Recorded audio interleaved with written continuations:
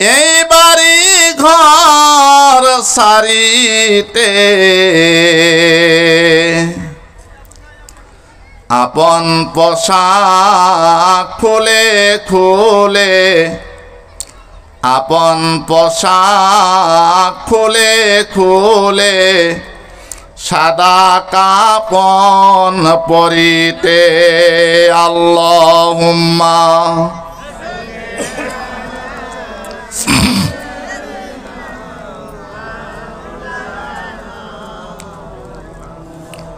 وعلى آل سيدنا مولانا محمد اللهم صل على سيدنا مولانا محمد وعلى آل سيدنا مولانا محمد بلغ العلا بكماله كشف الدجى بجماله حسنت جميع خصاله صلوا عليه وآله بلغ العلا بكماله كشف الدجى بجماله حسنت جميع خصاله صلوا عليه وآله মহানবীর মহৎ জীবন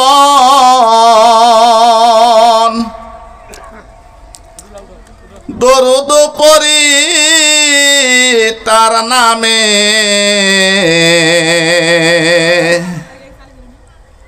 মেনে চলি তাহার নীতি যে মদের সকল কাজ কামে যাহার সাধনায় জগৎ জুড়ে শান্তি এলো মদের সব ঘরে তাই তো মোরা দরুদ পড়ে সালাম জানাই তার তরে বালাগল উলাবি কামালিহি কাশাফাত দুজা বিজামালিহি হাসনাতে জামিউ খিসালিহি সাল্লু আলাইহি ওয়া আলিহি আল্লাহুম্মা আমিন ربنا ظلمنا أنفسنا وإن لم تغفر لنا وترحمنا لنكونن من الخاسرين ربنا لا تزغ قلوبنا بعد إذ هديتنا وهب لنا من لدنك رحمة إنك أنت الوهاب رب ارحمهما كما ربياني صغيرا وقل رب ارحمهما كما ربياني صغيرا رب ارحمهما كما ربياني صغيرا رب العالمين يا الله আমি তোমার একজন নগণ্য বান্দা আল্লাহ, অশিক্ষিত বান্দা আল্লাহ, এলেম নাই, জ্ঞান নাই আল্লাহ। আল্লাহ তোমার অনেক বান্দাদেরকে সাথে নিয়ে আল্লাহ তোমার দরবারে হাত তুলেছি আল্লাহ। আল্লাহ তোমার বান্দারা বড় আশা করে এসেছে আল্লাহ আমার দু কথা শুনবে। আয় মালিক আল্লাহ, তোমার বান্দাদেরকে আমি কি শোনাবো আল্লাহ?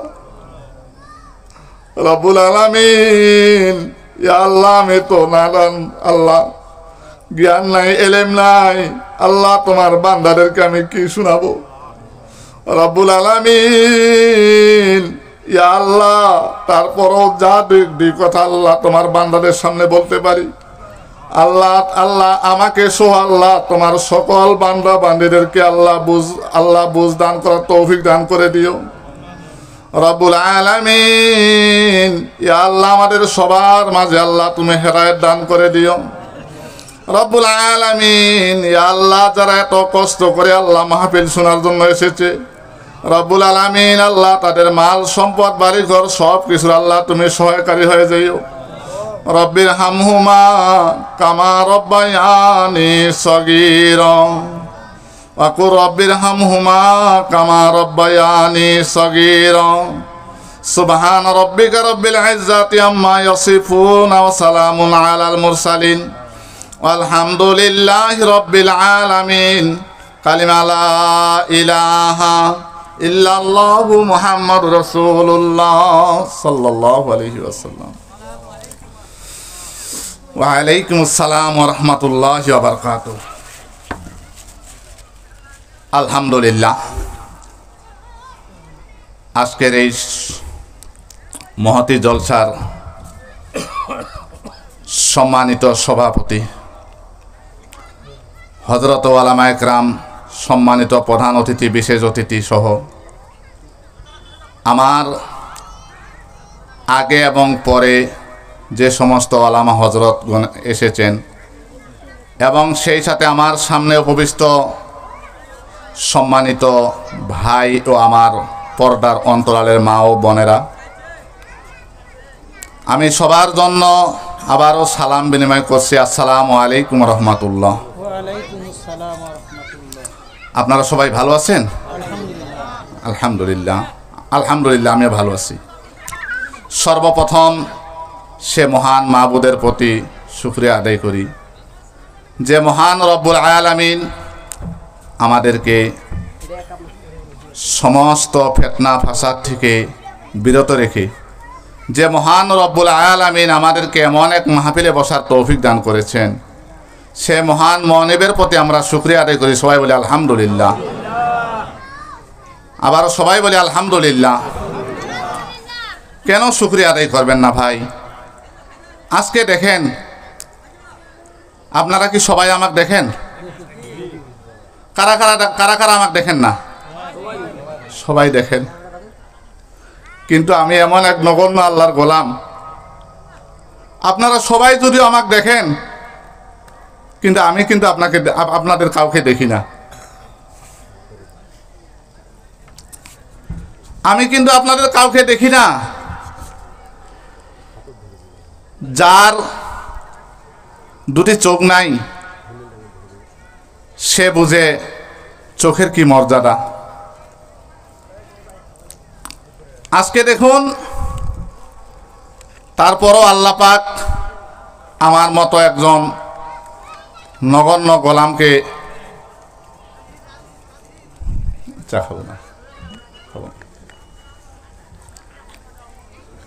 তারপরেও আল্লাহ পাক আমার মতো একজন নগণ্য গোলামকে আপনাদের সামনে দু কথা বলার সুযোগ করে দিয়েছেন। এটা আমার কোনো ক্রেডিট নয়, এই ক্রেডিটটা হচ্ছে কার? আল্লাহ। এই ক্রেডিটটা হচ্ছে আল্লাহর, যে মহান রব্বুল আলামিন আজকে পবিত্র কোরআনে কারিম শিক্ষা করার কারণে আজকে আপনাদের সামনে দু কথা বলার মতো সুযোগ করে দিলেন। সে মহান মনিবের প্রতি আবারও আমরা শুকরিয়া জানাই। সবাই বলে আলহামদুলিল্লাহ। তারপরে পরে দরুদ ও সালাম বর্ষিত হোক যিনি আমাদের এই কুল কায়নাতের যিনি মুক্তির দিশারি, সর্বকালের সর্বশ্রেষ্ঠ, সর্বযুগের মহামানব, রহমাতাল লিল আলামিন, জনাবে মুহাম্মদ রাসূলুল্লাহ সাল্লাল্লাহু আলাইহি ওয়াসাল্লাম। আমরা সবাই বলি সাল্লাল্লাহু আলাইহি ওয়াসাল্লাম।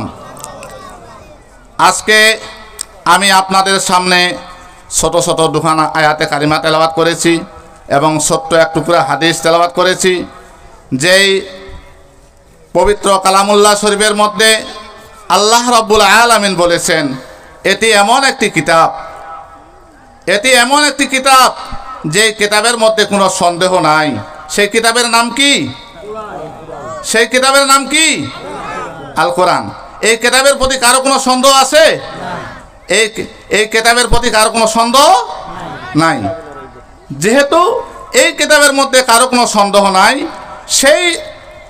সেই সুবাদে আল্লাহ রাব্বুল আলামিন তার হাবিব রাসূল সাল্লাল্লাহু আলাইহি সাল্লামের উদ্দেশ্য করে বলেন, আউযু বিল্লাহি মিনাশ শাইতানির রাজিম, বিসমিল্লাহির রাহমানির রাহিম, কুল ইন কুনতুম তুহিব্বুনাল্লাহা ফাত্তাবিউনি ইউহিব্বুকুমুল্লাহ ওয়া ইয়াগফির লাকুম যুনুবাকুম ওয়াল্লাহু গফুরুর রহিম। রব্বুল আলামিন ডাক দিয়ে বলেন, ইয়া রাসূলুল্লাহ, আপনি আপনার উম্মতদেরকে জানিয়ে দেন, যদি কেউ আমাকে ভালোবাসে, মানে আল্লাহকে ভালোবাসে, যদি আমার বান্দা যদি কেউ আমাকে ভালোবাসে, হে নবী আপনি বলে দেন তারা যেন আপনার অনুকরণ করে। আর যখন আমার বান্দারা, আপনার উম্মতেরা যখন আপনাকে অনুকরণ করবে, আমি রব্বুল আলামিন এই আপনার অনুকরণ করার কারণে তাদের জীবনের সমস্ত গুনাহ খাতাকে মাফ করে দিব। আল্লাহ পাক যদি আমাদের জীবনের গুনাহ মাফ করে দেন, কারো কোনো আপত্তি আছে? আল্লাহ পাক যদি আমাদের জীবনের গুনাহ মাফ করে দেন, কারো কোনো আপত্তি আছে? নাই। তাইলে সেই রাসূল সাল্লাল্লাহু আলাইহি সাল্লামের অনুকরণ করতে হবে, আল্লাহ রাসূল সাল্লাল্লাহু আলাইহি সাল্লামের ইত্তেবা করতে হবে। যেমন আল্লাহ রাসূল সাল্লাল্লাহু আলাইহি সাল্লামের ইত্তেবা করেছিলেন, আল্লাহ রাসূল সাল্লাল্লাহু আলাইহি সাল্লামের মহব্বত করেছিলেন হযরত হালিমাতুস সাদিয়া রাদিয়াল্লাহু তাআলা আনহা। আল্লাহ রাসূল সাল্লাল্লাহু আলাইহি ওয়াসাল্লাম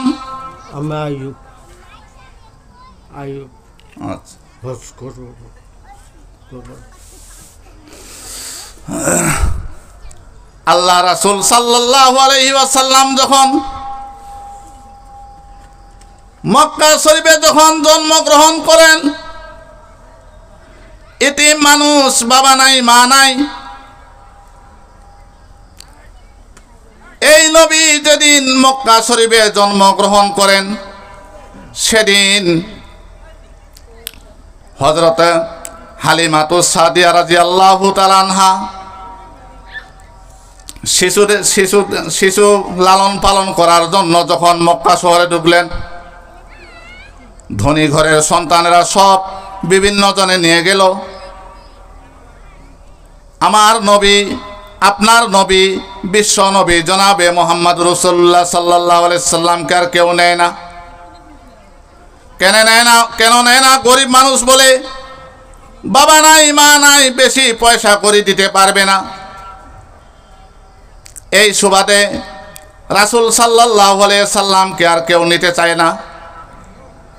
সবার শেষে যখন ভাগ্যবতী মেয়ে, ভাগ্যবতী নারী হযরতে হালিমাতুস সাদিয়া রাদিয়াল্লাহু তাআলা আনহা যখন মক্কা শহরে ঢুকলেন, নবীজির দাদা হযরতে আব্দুল মুত্তালিব ঘরের দরজার সামনে বসে আছে। আজ সবাইকে ডাক দিয়ে বলেন, এই ঘরে একটা সন্তান আছে, বাবা নাই, বেশি পয়সা করে দেওয়া যাবে না, যদি দয়া হয় তাইলে নিয়ে যেতে পারো। গরিব মানুষ বলে কেউ যখন নিল না, সবার শেষে ভাগ্যবতী নারী, ভাগ্যবতী মেয়ে হযরতে হালিমাতুস সাদিয়া রাদিয়াল্লাহু তাআলা আনহা যখন আসলেন, আসার পরে স্বামীর সাথে পরামর্শ করলেন। স্বামী ডাক দিয়ে বললেন, অন্তত দেখতে যদি ভালো হয় তাইলে নেওয়া যেতে পারে, কারণ শূন্য হাতে যাওয়ার থেকে একজনকে নিয়ে যাওয়াই অতি উত্তম। এরপরে আল্লাহ রাসূল সাল্লাল্লাহু আলাইহি সাল্লামের চেহারা দেখে হযরত হালিমাতুস সাদিয়া রাদিয়াল্লাহু তাআলা আনহা মুগ্ধ হয়ে গেলেন। হযরত হালিমাতুস সাদিয়া রাদিয়াল্লাহু তাআলা আনহা রাসূলের মহব্বতে পড়ে গেলেন। যখন রাসূলের মহব্বতে পড়ে গেলেন, আল্লাহ রাসূল সাল্লাল্লাহু আলাইহি সাল্লামকে যখন কোলে নিলেন, কোলে নেওয়ার পরে হযরত হালিমাতুস সাদিয়া রাদিয়াল্লাহু তাআলা আনহার ভাগ্য এমনভাবে খুলে গেল। হযরত হালিমাতুস সাদিয়া ছিল রোগা পাতলা। এই আল্লাহ রাসূল সাল্লাল্লাহু আলাইহি সাল্লামকে যখন কোলে নিল, কোলে নেওয়ার সাথে সাথে হযরত হালিমাতুস সাদিয়া তার শরীর চেহারা আল্লাহ রাব্বুল আলামিন এমন ভালো করে দিলেন যে তার শক্তি আগের থেকে আরো দ্বিগুণ বেড়ে গেল। সুবহানাল্লাহ। এরপরে হযরত হালিমাতুস সাদিয়া রাদিয়াল্লাহু তাআলা আনহা আল্লাহ রাসূল সাল্লাল্লাহু আলাইহি সাল্লামকে নিয়ে যখন উটে আহরণ করলেন, উটে আহরণ করার পরে দুর্বল উট সবল হয়ে সবার আগে তিনি তায়েব নগরীতে পৌঁছে গেলেন। তাইলে আল্লাহ রাসূল সাল্লাল্লাহু আলাইহি সাল্লামকে কোলে নিয়ে হালিমাতুস সাদিয়া রাদিয়াল্লাহু তাআলা আনহার ভাগ্য খুলল না, থেমে গেল। যখন আল্লাহ রাসূল সাল্লাল্লাহু আলাইহি সাল্লামের ভাগ্য যখন খুলে গেল, এরপরে হযরত হালিমাতুস সাদিয়া রাদিয়াল্লাহু তাআলা আনহা যখন আল্লাহ রাসূল সাল্লাল্লাহু আলাইহি সাল্লামকে নিয়ে যখন তায়েব নগরীতে পৌঁছে গেলেন, তার নিজ গৃহে পৌঁছে গেলেন, এরপরে যে কুয়ায় পানি ছিল না, কুয়ায় পানি বেড়ে গেল, গাছে খেজুর ছিল না, খেজুর বেড়ে গেল, সর্বদিক দিয়ে শুধু উন্নত আর উন্নত হতেছিল। তেমনি ভাবে আল্লাহ রাসূল সাল্লাল্লাহু আলাইহি সাল্লামের আরেক সাহাবী হযরত আব্দুল্লাহ ইবনে হুযায়ফা রাদিয়াল্লাহু তাআলা আনহা নতুন বিয়ের পিঁড়িতে বসলো। নতুন বিয়ের পিঁড়িতে বসার পরে বিয়ে হয়ে গেছে। বিয়ে হওয়ার পরে যখন খানা পিনার জন্য বসে গেছে, এই খানা পিনার জন্য বসার পরে এমন সময় আল্লাহ রাসূল সাল্লাল্লাহু আলাইহি সাল্লামের চিঠি যখন আব্দুল্লাহ ইবনে হুযায়ফার হাতে পৌঁছে গেল, এমন সময় এই আল্লাহ রাসূল সাল্লাল্লাহু আলাইহি সাল্লাম চিঠিতে লিখছেন, ও আমার সাহাবী হযরত আব্দুল্লাহ ইবনে হুযায়ফা, আমি রাসূল তোমার কাছে চিঠি দিলাম। এই চিঠিতে আগামীকাল হুনাইনের যুদ্ধ শুরু হবে, আর এই যুদ্ধে প্রধান সেনাপতি আমি তোমাকে বানাইছি। তুমি যেখানে যে অবস্থায় থাকো, আমি রাসূলের সাথে তুমি সাক্ষাৎ করো। এরপরে হযরত আব্দুল্লাহ ইবনে হুযায়ফা রাদিয়াল্লাহু তাআলা আনহু ওই মজলিস থেকে উঠার পরে সাত ঘোড়ার পিঠে আহরণ করলেন। ঘোড়ার পিঠে আহরণ করার পরে ঘোড়াকে ডাক দিয়ে বলে, রে ঘোড়া, যাও বিশ্ব নবীর দরবারে চলে যাও। রাসূল সাল্লাল্লাহু আলাইহি সাল্লাম চিঠি দিয়েছে, রাসূল সাল্লাল্লাহু আলাইহি সাল্লাম চিঠি দিয়েছে, আর কারো কথা শোনার কোনো সময় নাই। এরপরে রাসূল সাল্লাল্লাহু আলাইহি সাল্লামের কাছে যখন চলে আসলো, রাসূল সাল্লাল্লাহু আলাইহি সাল্লামের কাছে আসার পরে রাসূল সাল্লাল্লাহু আলাইহি সাল্লামের কাছে আসার পরে আল্লাহ রাসূল সাল্লাল্লাহু আলাইহি সাল্লাম হযরত আব্দুল্লাহ ইবনে হুযায়ফা রাদিয়াল্লাহু তাআলা আনহুকে জিজ্ঞাসা করলেন, রে হুযায়ফা, মনে হয় তুমি অনেক ব্যস্ত ছিলে। আল্লাহ রাসূল সাল্লাল্লাহু আলাইহি সাল্লামের কাছে হযরত আব্দুল্লাহ ইবনে হুযায়ফা রাদিয়াল্লাহু তাআলা আনহু ডাক দিয়ে বলেন, ইয়া রাসূলুল্লাহ, আমার শত ব্যস্ততার মাঝে আপনার ডাককে আমি সবার আগে সম্মান করি। আপনি নাকি আগামীকালকে আমাকে হুনাইনের যুদ্ধের সেনাপতি বানিয়েছেন, আর সেই জন্য আমি তড়িৎ গতিতে আমি চলে এসেছি। এরপরে হযরত আব্দুল্লাহ ইবনে হুযায়ফা রাদিয়াল্লাহু তাআলা আনহু যে নতুন বিবাহ করেছেন, এই নতুন বিবাহ করার এই নতুন বধূর পক্ষ থেকে আবার একটা চিঠি আব্দুল্লাহ ইবনে হুযায়ফা রাদিয়াল্লাহু তাআলা আনহুর কাছে চলে আসলো। এই একটা চিঠি যখন আব্দুল্লাহ ইবনে হুযায়ফা রাদিয়াল্লাহু তাআলা আনহুর কাছে চলে আসলো। আসার পরে হযরত আব্দুল্লাহ ইবনে হুযায়ফা রাদিয়াল্লাহু তাআলা আনহু চিঠির দিকে লক্ষ্য না করে ওই চিঠিটাকে ছিঁড়ে ফেললেন। ছিঁড়ে ফেলার পরে আবারও একটা চিঠি আসলো, তাও ছিঁড়ে ফেললেন। তৃতীয় চিঠিটা যখন আসলো, এরপরে আল্লাহ রাসূল সাল্লাল্লাহু আলাইহি ওয়াসাল্লাম ডাক দিয়ে বলেন, হে আব্দুল্লাহ ইবনে হুযায়ফা, এ কার চিঠি? হযরত আব্দুল্লাহ ইবনে হুযায়ফা রাদিয়াল্লাহু তাআলা আনহু ডাক দিয়ে বলেন, ইয়া রাসূলুল্লাহ, আমি যে নতুন বিবাহ করেছি, আমার নতুন বধূর চিঠি। আল্লাহ রাসূল সাল্লাল্লাহু আলাইহি সাল্লাম বললেন, চিঠিটা আমাকে দাও। এরপরে হযরত রাসূল সাল্লাল্লাহু আলাইহি সাল্লাম যখন সেই চিঠির দিকে লক্ষ্য করেন, সেই চিঠিতে তিনার নতুন বিবি চিঠি লিখেছে, ও আমার স্বামী, আল্লাহ রাসূল সাল্লাল্লাহু আলাইহি সাল্লাম আপনাকে হুনাইনের সেনাপতি বানিয়েছেন, তাও আমি শুনেছি, কিন্তু আমি আপনাকে বাধা দিব না। আপনি যান, যুদ্ধের সেনাপতি দায়িত্ব পালন করেন, কিন্তু আমার অনুরোধ হচ্ছে একটা নজর শুধু আপনি আমার সাথে সাক্ষাৎ করে যান, কিন্তু আমি আপনাকে বাধা দিব না। আমি যেন কাল কিয়ামতের ময়দানে আপনাকে যেন স্বামী হিসাবে যেন চিনতে পারি।